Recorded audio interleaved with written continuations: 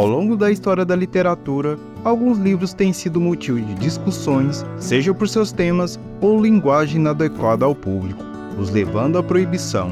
Isso tem sido uma prática tão comum, mas não tem maneira melhor de convencer alguém de ler um livro do que proibindo ele de ler. Alvos de censura como O Apanhador do Campo Centeio e O Trópico de Câncer acabaram se tornando clássicos da literatura. Uma dessas obras resiste ao passar do tempo e até hoje é motivo de discussões acaloradas nos círculos literários, provocando reflexões acerca de seus temas que giram em torno de bullying, síndrome de Estocolmo e de como os traumas familiares podem influenciar os atos das pessoas. O nome do livro em questão é Raiva, de Stephen King, escrito em 1977 sobre o pseudônimo Richard Bachman. Neste vídeo, vamos entender como surgiu a obra e de como ela ainda causa um certo alvoroço. O vídeo não tem o objetivo de culpar o autor ou a obra, mas sim traçar um paralelo entre a realidade e a ficção e de como essas linhas às vezes podem ser tênues. Mas antes disso, precisamos conhecer a persona por trás da obra.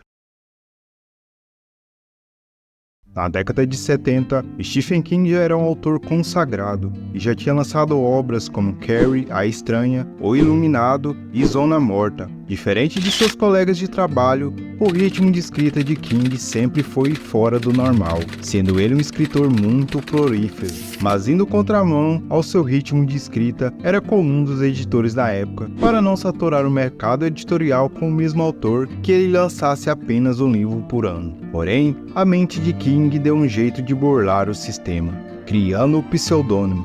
Ele decidiu escrever sobre outro nome. A ideia por trás do pseudônimo era simples: aumentar sua produção sem saturar sua marca, convencendo sua editora a imprimir os romances sob um nome diferente. King poderia continuar a escrever no ritmo que fosse natural, sem o risco de cansar seus leitores com uma enxurrada de livros sob seu nome. O pseudônimo original selecionado foi Gus Pittsburgh, uma homenagem ao avô materno de King. No entanto, por motivos que não foram completamente explicados, ele optou por mudar para Richard Bachman. Essa escolha foi feita em honra a Donald E. Westlake, um autor que King admirava e que por sua vez escrevia sob o pseudônimo Richard Stark. As primeiras obras lançadas pelo pseudônimo foram Fúria, A Longa Marcha, A Autoestrada e O Concorrente. O enredo de Fúria segue Charlie Tucker, um aluno do último ano do ensino médio, que após ser expulso por agredir um professor, retorna armado à sala de aula e inicia um tiroteio. Durante um impasse intenso, Charlie brinca com as autoridades e alunos, revelando sua infância conturbada e seu relacionamento abusivo com seu pai. O livro, além de ser uma narrativa intensa de suspense, também serve como uma reflexão sobre a violência e a insanidade. A história de Charlie nos leva a questionar até que ponto o ambiente e as experiências traumáticas podem moldar o comportamento humano, especialmente quando combinados com acesso a armas de fogo. Uma das características marcantes dessa história é a capacidade de termos empatia pelo personagem principal, apesar de suas ações extremas. O desfecho de Fúria é igualmente impactante, com Charlie sendo ferido pela polícia e posteriormente considerado inocente por motivo de insanidade, sendo internado em hospital psiquiátrico. Esse final ambíguo levanta questões sobre responsabilidade, justiça e a natureza da loucura, deixando os leitores com muito para refletir após o término do livro. A controvérsia em torno de Fúria atingiu um ponto crítico quando estudantes, supostamente influenciados pelo livro, se envolveram em incidentes violentos em escola dos Estados Unidos. Jeffrey Lane Cox, por exemplo, fez refém de sua escola na Califórnia em 1988, inspirado pela trama de Fúria. Da mesma forma, Dustin L. Pierce foi associado ao livro quando fez refém de sua escola em Kentucky em 1989, seguido por Ryan Harris, que mencionou o livro ao fazer reféns em uma escola em Dakota do Sul em 91.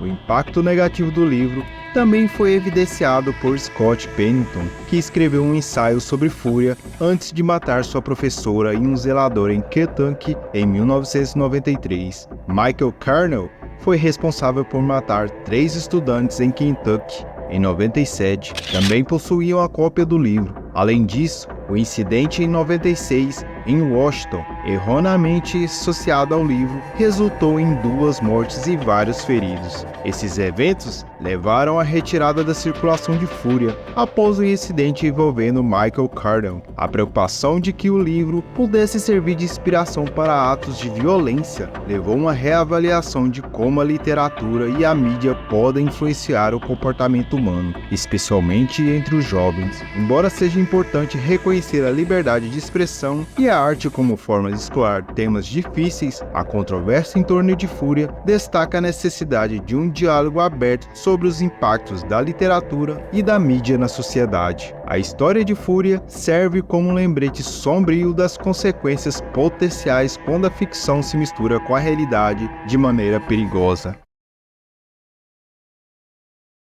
A descoberta ocorreu em uma livraria em Washington, onde um funcionário dedicado, também grande fã de Stephen King, começou a notar semelhanças entre os livros de Richard Bachman e os de King.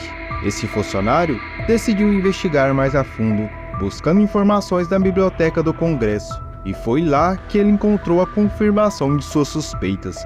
Richard Bachman, na verdade, era um pseudônimo de Stephen King. A reação de King à descoberta foi mista. Por um lado, ele havia criado o pseudônimo para explorar novas facetas de sua escrita e para testar se seus livros eram populares por seu talento ou por seu nome. Por outro lado, a descoberta colocava em risco a essência do experimento e a privacidade que ele desfrutava sob o nome de Bachman. Diante da situação, King tomou a decisão surpreendente. Ele decidiu revelar publicamente sua identidade como Richard Bachman. Em uma entrevista ao funcionário da livraria e jornalista Steve Brown, King abriu o jogo e explicou os motivos por trás do pseudônimo. Essa entrevista foi publicada no Washington Post em 9 de abril de 1985, sob o título Stephen King Brilha. A revelação de que Richard Bachman era King surpreendeu muitos fãs e críticos, mas também marcou o fim de uma era de mistério e especulação. A descoberta trouxe à tona a complexa relação entre o autor e público, bem como a natureza fascinante da identidade literária. King continuou a escrever sob seu próprio nome, mas o legado de Richard Bachman permanece como um lembrete intrigante de um capítulo único na história da literatura.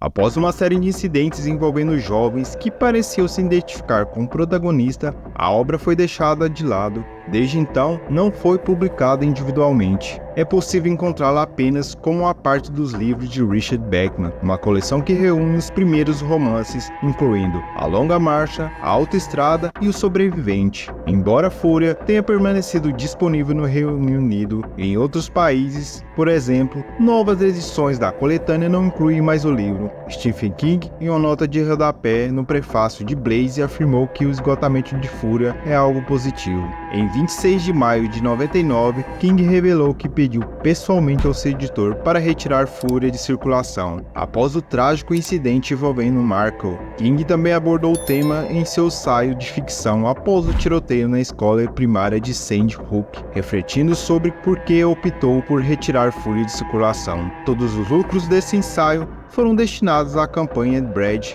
para prevenir a violência armada, mostrando o comprometimento do autor com a causa da prevenção à violência. Fúria é uma obra que continua a gerar discussões sobre a responsabilidade dos autores na sociedade e sobre a influência da arte na vida das pessoas. O caso de Fúria serve como um lembrete da complexidade das questões que envolvem a liberdade de expressão e a responsabilidade artística. Eu já li Fúria, e você? Conheci os livros de Richard Bachman através de um antigo professor de física do ensino médio que até hoje é um grande amigo. Como a maioria dos livros de King, eu gostei muito da escrita. Apesar da história ser pesada, ela nos leva a refletir como nosso ambiente familiar pode influir nos nossos atos como pessoa, mas não as obras em si. Culpar só as obras é olhar para um lado diferente dos problemas. E você, o que achou dela? Deixe nos comentários sua opinião e até a próxima, pessoal.